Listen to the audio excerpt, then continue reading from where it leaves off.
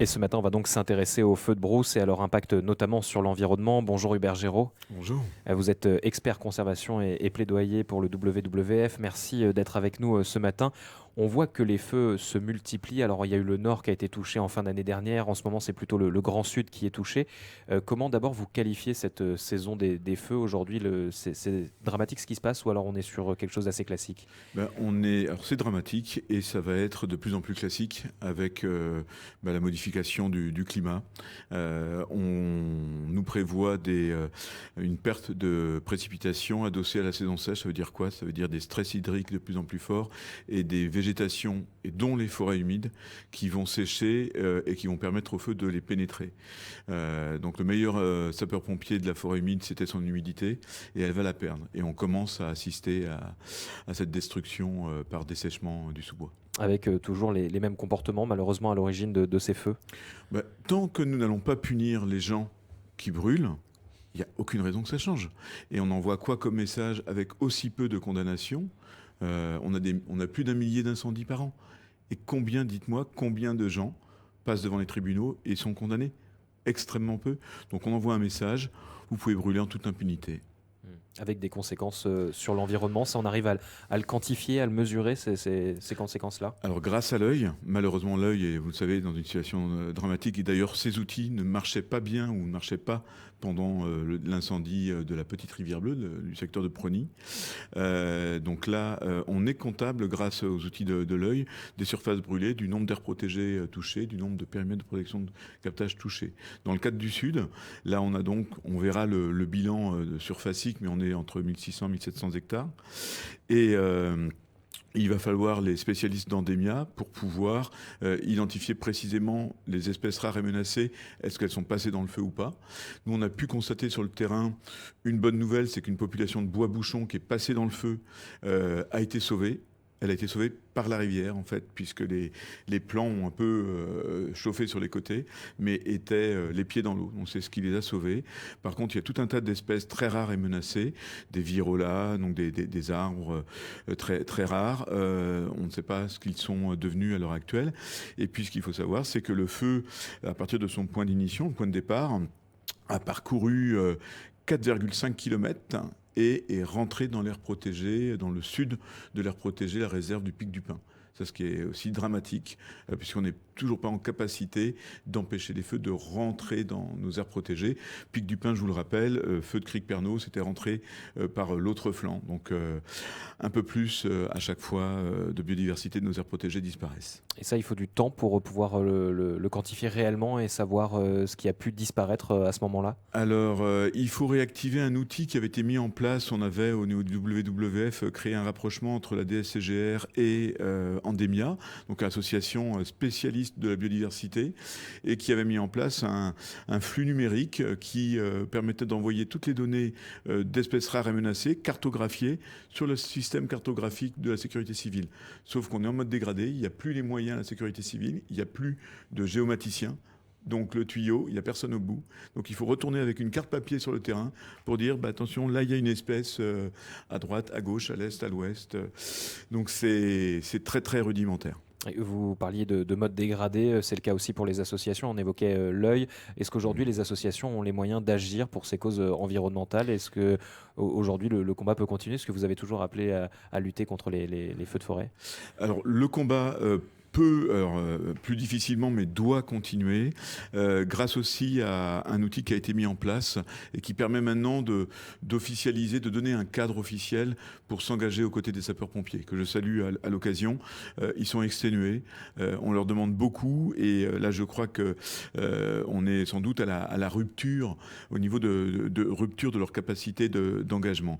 Les associations peuvent venir en soutien dans le cadre de l'agrément qui permet, une fois formés, équipés et assurés, d'être réquisitionnés, d'être mobilisés. On reçoit un ordre de mission, comme ça a été le cas pour nous samedi et dimanche, où on vient se mettre sous les ordres des sapeurs-pompiers et on est envoyé sur des tâches, soit de la surveillance. Pour ce week-end, on a travaillé sur du traitement de fumerolles, de foyers persistants, puisque ce sont des sols très épais, de sols tourbeux, où le feu se promène dans les racines et dans un sol très organique, à parfois plus d'1 mètre de profondeur. Donc là, vous intervenez directement sur les feux aujourd'hui en tant qu'association. C'était la première fois qu'on était mobilisé sur ce feu. Alors on aurait aimé l'être plus tôt, bien sûr, qu'à la fin du sinistre, mais sur ce type de tâches, à savoir donc l'extinction de fumerolles dans le noir, qui permet de sauver de la biodiversité et d'empêcher des redémarrages de feu. Il y a très peu de risques. Et par contre, il faudrait qu'on soit beaucoup plus nombreux à le réaliser pour vraiment soulager les pompiers, parce qu'on avait quand même des pompiers avec nous sur certains spots. Ces pompiers ont des compétences qui mériteraient de ne pas les mobiliser sur ce type de travail, en tout cas pour les fumerolles où on travaillait, et que ce soit des associations en nombre qui puissent le réaliser en appui. C'est un message lancé aux autres associations, peut-être aux bénévoles aussi ? Alors tout à fait. Le dispositif, on continue de le développer grâce aussi à la politique de l'eau partagée qui nous soutient là-dessus. Et on a des associations en formation à l'heure actuelle, comme à l'île des Pins et ailleurs, qui vont rejoindre le dispositif. Alors on sait que vous avez beaucoup travaillé aussi avec les associations de proximité, on va dire, pour faire de la prévention sur les feux de forêt. Ça peut être aussi ces associations-là qui seraient déclenchées dans ce genre de cas ? C'est même stratégiquement le plus intéressant. On voit, souvenez-vous, il y a quelques mois, Dimbéa Rivière Vivante, une des premières associations agréées, formées, équipées, assurées, et qui a permis par 2 fois d'éviter le désastre en intervenant sur un prime au feu, un barbecue, un feu de bord de rivière qui avait échappé à des gamins.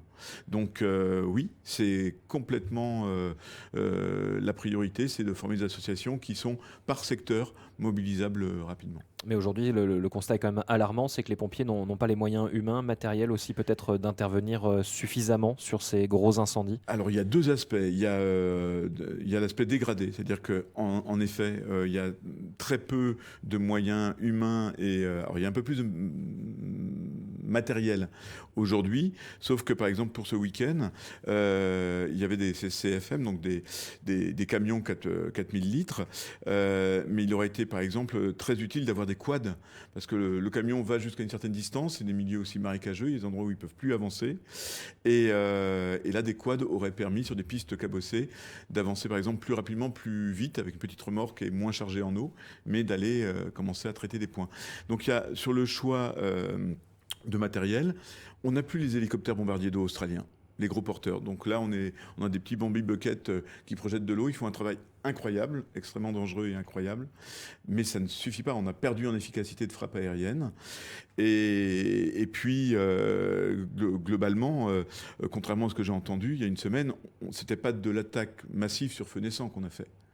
Là, l'Orsec 2 il a été déclenché le 2e jour et les moyens sont arrivés progressivement, donc les hélicoptères 1 puis 2 et d'autres camions. C'est pas de l'attaque massive sur feu naissant. Donc c'est quoi la stratégie que l'on veut développer sur les feux de milieu naturel ? On a une culture très forte de protection des biens, des infrastructures, à partir de tout ce qui est réseau voirie. On est beaucoup moins préparé et efficace sur les feux de milieu naturel, sauf qu'aujourd'hui, nos aires protégées sont menacées, et puis notre ressource en eau. Et nos ressources en eau, c'est les périmètres de protection de captage d'eau qui sont dans la chaîne, généralement pas facilement accessibles par voirie. Et là, il faut s'interroger de quelle manière on veut être efficace pour préserver l'eau au robinet, pour l'agriculture, pour le tourisme, pour l'industrie.